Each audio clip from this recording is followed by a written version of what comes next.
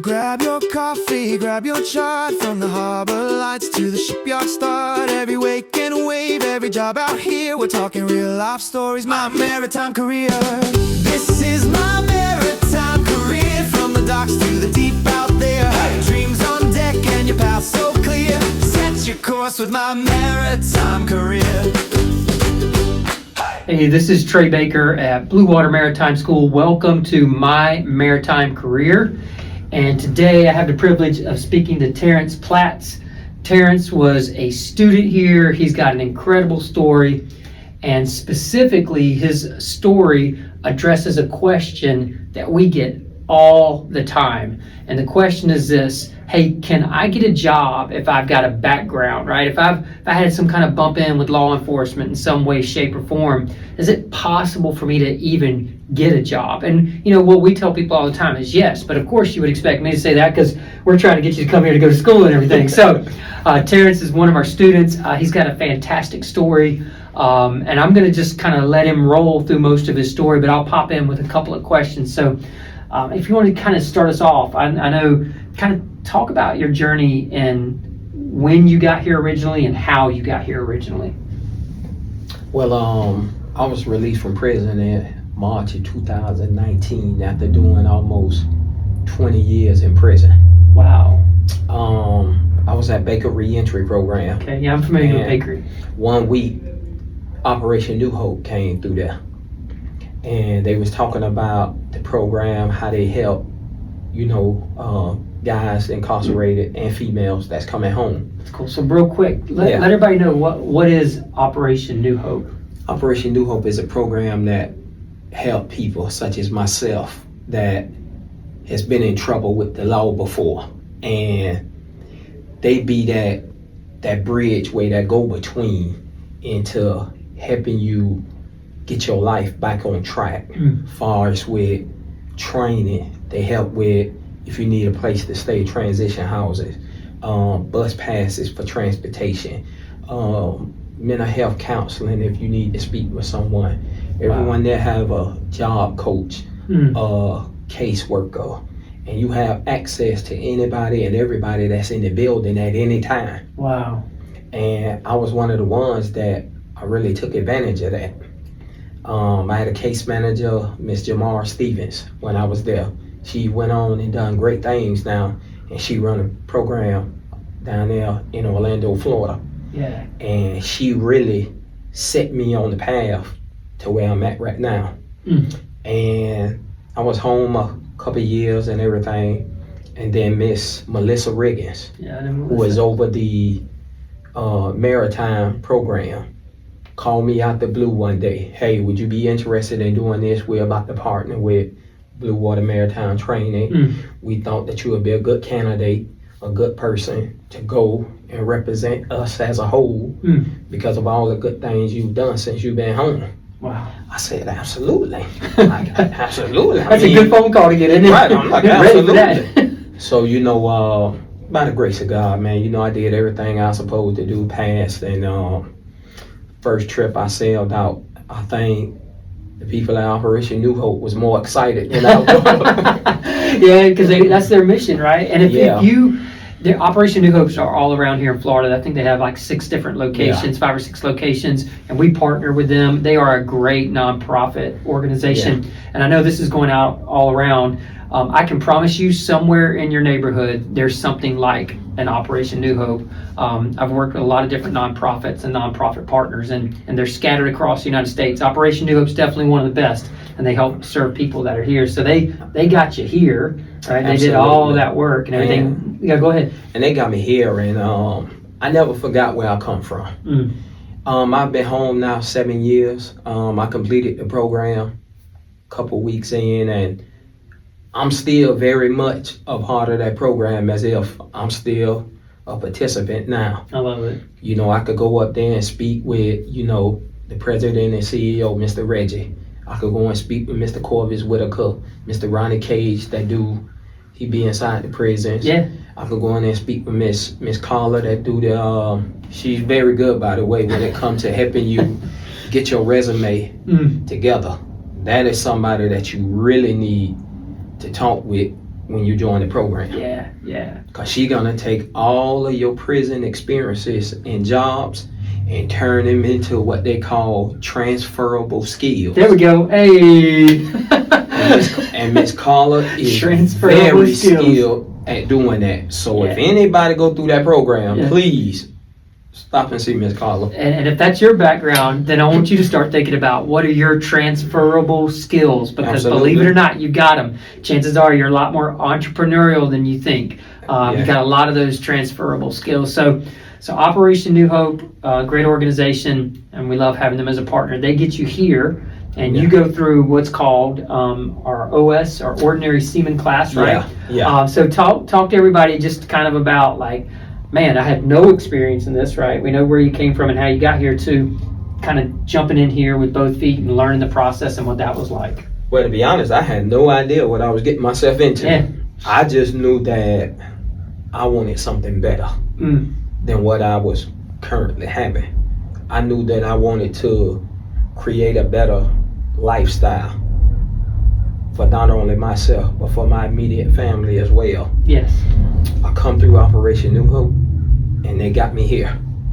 Come through Bluewater and met everyone, Mr. James when he was teaching. Yes, Mr. James. Yeah. Captain Ayana. Captain Iman. Yeah. That did the RFP and W Yep. class and everything. Mr. L. Yeah. Mr. L, legend in this area. Yeah, and man, they made the transition so smooth and so, I'm talking about no sweat. Yeah.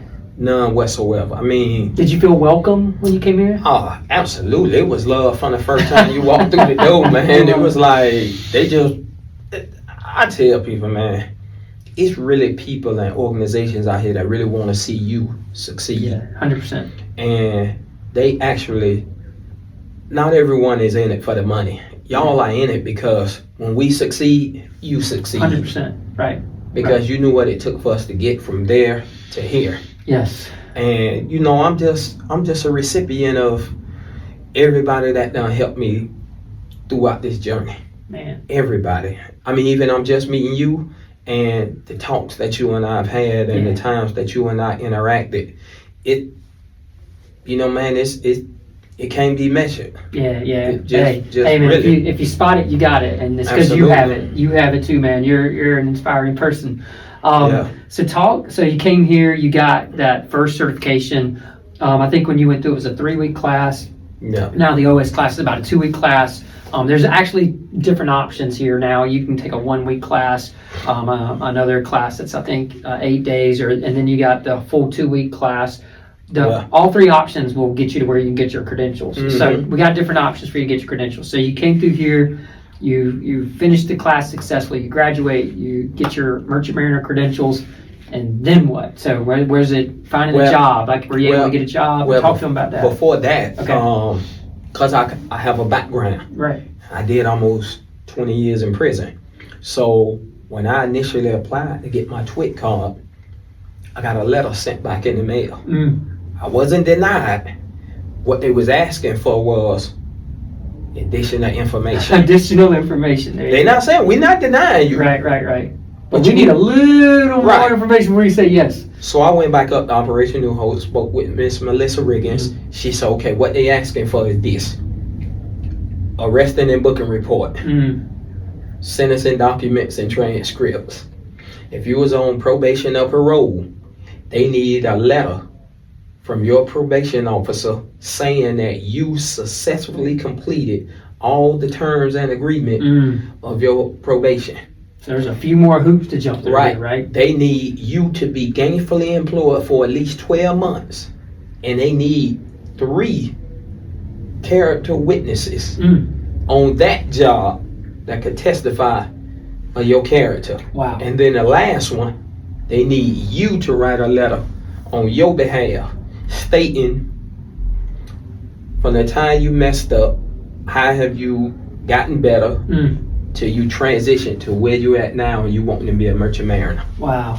Because they're not going to just take anybody's word and put you out there without knowing your mindset or what type of person you really is. So that's why they're getting all these character references and letters of recommendation. Makes sense. Hey, one thing real quick on the TWIC, something we've done here and what we tell people now is you can get your TWIC badge when you start, but I strongly encourage you, especially if you have a background, to go ahead and get your TWIC badge first. Yes. Because here's the good news. If you get your TWIC badge and then you get some training, you can get a job prior to getting your merchant mariner credentials. Absolutely. You just have to work inland on tugboats, rivers, things like that. So you can still get a great job with the TWIC card and the training. Now you get your MMC with it, now we're talking a whole nother level and everything. But definitely the process you just described is very important. Get your TWIC badge first, and that's all done through the Department of Homeland Security. It's a whole separate process. The MMCs go through the Coast Guard side of it. And we'll put some things in our show notes that help explain all that. So it took me about 5 to 6 months to get it, because they have 90 days to respond. But the moment you send the first thing to them, the 90 days start over again. I got you. So after that, it took about 5, 6 months to get it. I got it. I got my TWIC card. Boom. I said, okay, now I can get my MMC. How did it feel when you got that TWIC card? Oh man, I say I'm halfway there. Hey, you're happy with you. So now what most people also don't understand when it comes to the MMC is that when you apply for your MMC, everything that you sent for your TWIC card, you have to again send to the Coast Guard. Send it to the Coast Guard. That's right. That's right. They want a copy of it as well. Exactly right. Because those are two different people. That's right. So me getting my MMC, my red book, as they say, was way quicker and easier than getting the TWIC. Yes. Once I got the red book, I immediately went and got a passport. Passport. They ain't asked for none of that. It's all getting easier now. They're all looking back to see what. So once you got the TWIC, then the people at the Coast Guard said, well, they got the TWIC and all those other documents. He's good. Now the passport people are like, they got everything. Yeah, they ain't asked for nothing. And then I got that. And I went a non-traditional route on how I got my first job. After speaking with a couple guys and young ladies that's in the industry. Okay. So they say entry level, OS.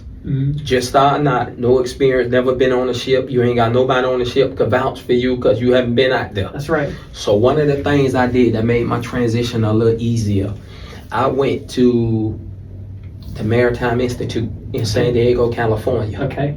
And I got my government vessel endorsement. Okay, so it was an additional course you took there. Absolute. Okay. Operation New Hope helped me along the way. Gotcha. With that, I went out there, successfully completed that class, 5 days, got all those certificates.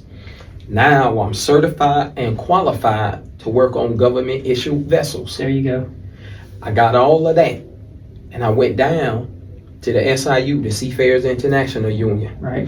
When I walked in and said, hey, I want to join the Seafarers International Union, they said, okay, you have your credentials. I said, yes.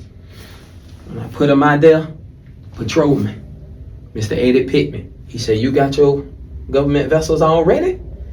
I said, I came already with it because I was told that this give me a better chance of getting a job.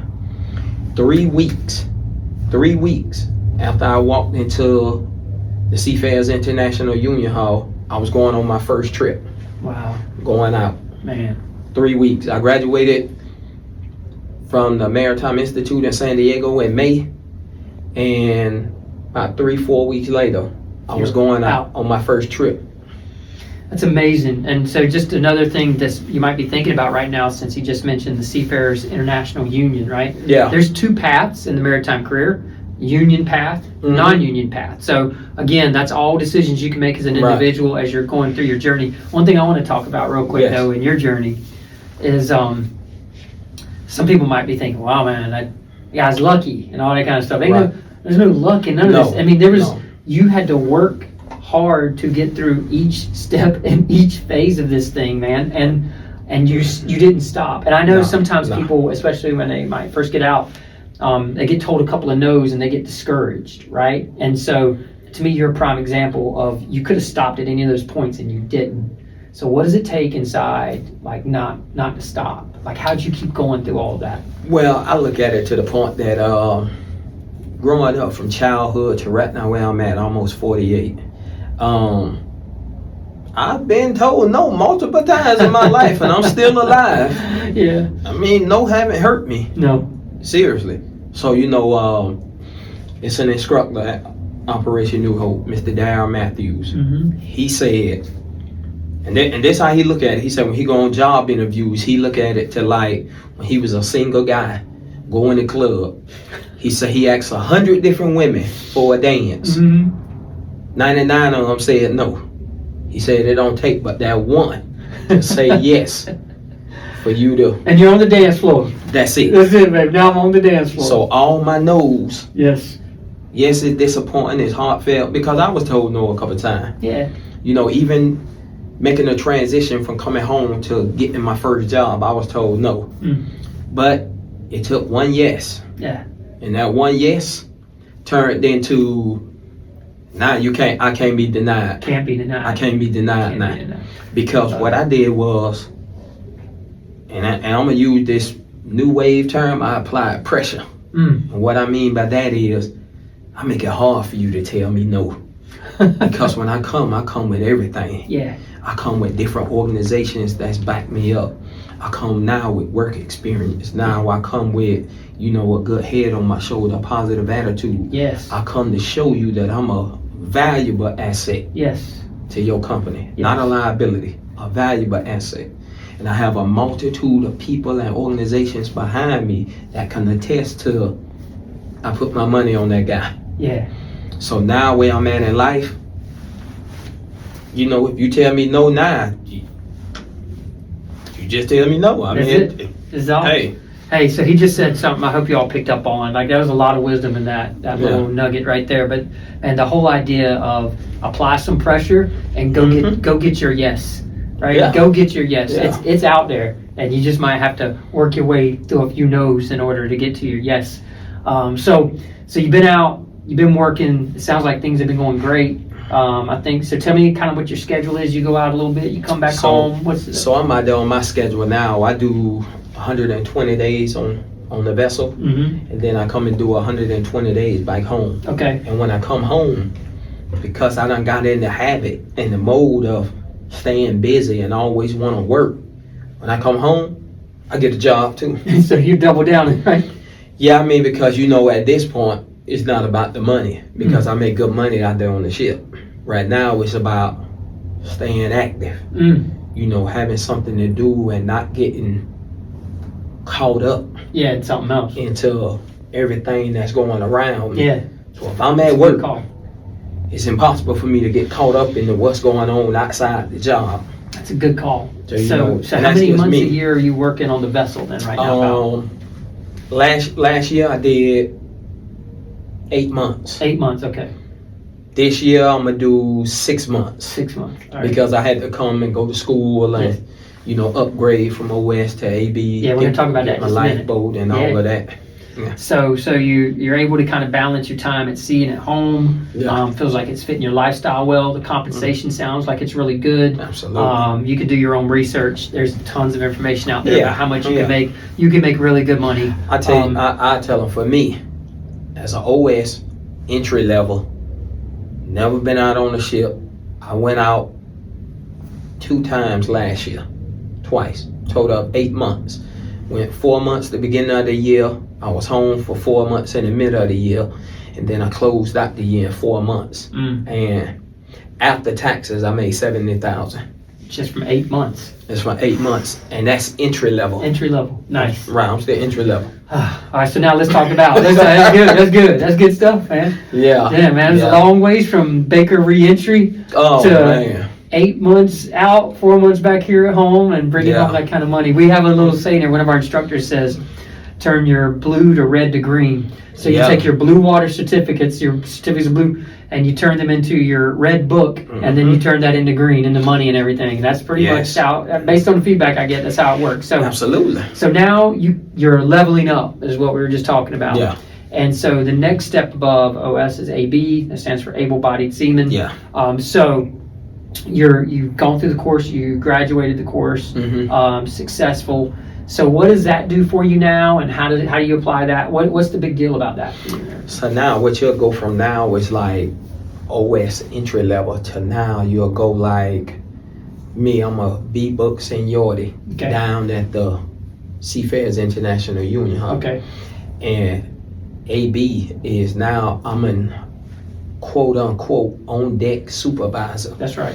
Which means that in a lot of life-saving situations, the mates and the captains are looking towards his ABs because they know that they have the necessary skills and training that they need to successfully and safely accomplish the mission. Wow, that's a big deal. That's a big step up in responsibility. Well, I mean, everybody has a duty. Yeah. Everyone, even as an OS. Yeah. You know, it's like I believe in the no man left behind rule because they didn't leave me behind. So even like when I was out there, I was an OS, and I've been out 3 successful trips. New OSs come on because we same level. They're gonna look at me before they'll go to an AB. Yeah. Hey man, you done been here before, man. Tell me how to. So now someone is trusting me. Yes. To help them and teach them and guide them and to make sure they get back home to their family. That's exactly right. So now when I move up to AB, it's a smooth transition because I have already been doing this as an OS. Yeah, there you go. So it's not a problem for me. It's so neat because you get all that sea time out there while you're waiting to come back. Basically, you're getting the sea time and then coming back and taking the class just to kind of get that certification and everything, what it amounts to. Because like you said, you were doing it and everything. But at the AB level, you become the technical expert. And training is a big part of your job. And being responsible for other people is now a big part of your job. Because your immediate supervisor, which is the bosun, will send an AB with an OS. Because the AB know what he's supposed to do. Right. The OS have no idea what he's doing. Right. So it's time to teach him. So now if you got an AB that's he too relaxed and he don't care about this and that, the OS gonna probably end up like that. But now if you got an AB that, like when I come through Bluewater, they drill safety. Yeah. You know what I'm saying? Quality of life over playtime. Yes. You know, so and you know you have to always tell everybody, man, listen, yeah, you gonna have some fun out here. Why you on this ship? This is not the time to have fun. Yeah. Cause everything and every minute of your day is life and death. Yeah. Work hard, be safe, play hard when it's time to play hard. Right? Absolutely. Absolutely. Watch this. They paying you an above fair amount to come out there and do a job. Yeah. After you do that job that they have paid you above fair amount, they say you go and do your thing. I love it. You go do your thing. They say, but now you doing your thing, it's a couple things we ain't gonna accept. You ain't gonna come back high. You ain't gonna come back drunk. Yeah. You ain't gonna come out loud, belligerent, and disrespectful. Right. You ain't gonna come out here and get physical. Yeah. You know, we gonna pay normal stuff too, right? Yeah. I love it, man. Yeah. I love it. Well, look, this has been a pleasure. I always enjoy any interaction I get to have with you, and I have a feeling we're going to probably do a few more of these. Absolutely. Because you've just got some really good wisdom to impart to people, I think, on all levels. Absolutely. So any final words you have for people that are sitting out there right now thinking about it? Because that's who's really watching this. They're thinking about, man, can I do this? Should I do this? And some of them are right on that verge of maybe making that decision of doing this. I tell you what, if you're in the Jacksonville or local surrounding areas and you have a questionable background, Operation New Hope would be an ideal place for you. I agree. Go there, and no matter what the question is, I guarantee you they have somebody that can answer it. 100%. I'm the proof. Yes. That someone there can answer whatever question it is you have. The instructors here at Bluewater, I can honestly say from the first time I came to right now, it made me really feel like I was really part of the team. And you know, I'm home for the next 4 months, and I've been up here a whole lot. Yeah, a whole lot. You know, I could come up here, sit inside the class, impart some of the personal experiences that I've already been through on ships or the process to get here or whatever. And I don't mind, you know, sharing that with someone new. Yeah. Now, I don't have all the answers, but I can answer a fair amount. Yeah. So my thing is, Bluewater Maritime, man, y'all done really stepped the game up and went above and beyond when it come to getting us prepared to get out there. Yeah. I can honestly say, man, everybody you have in the building, from the ladies at the front to swim instructor, AB instructor, OS instructor, whatever, man, they really do a good job at preparing us for what we're gonna deal with when we get out into the next phase. One of the things we say around here is we do more than training. And, because you can go anywhere and get training. Absolutely. And a lot of our instructors talk about, they wear the instructor hat, they wear the dad hat sometimes, they wear the coach hat sometimes, they wear the friend hat sometimes, and that's part of that more than training. So if we could answer any questions for you, we certainly would love to do that. You can call into our front desk at any time, and our instructors are always happy to talk to you as well. I want to thank Terrance for hanging out with us, man. Hey, He's always an inspiration and a good guy. And we'll see you next time on My Maritime Career. Have a good one. Y'all be easy. Hope to see a whole bunch of y'all out there on That's this right. shit. There you go. Set your course with my maritime career. Man. Oh my gosh. I could have talked to you for like 3 hours, dude. Yeah.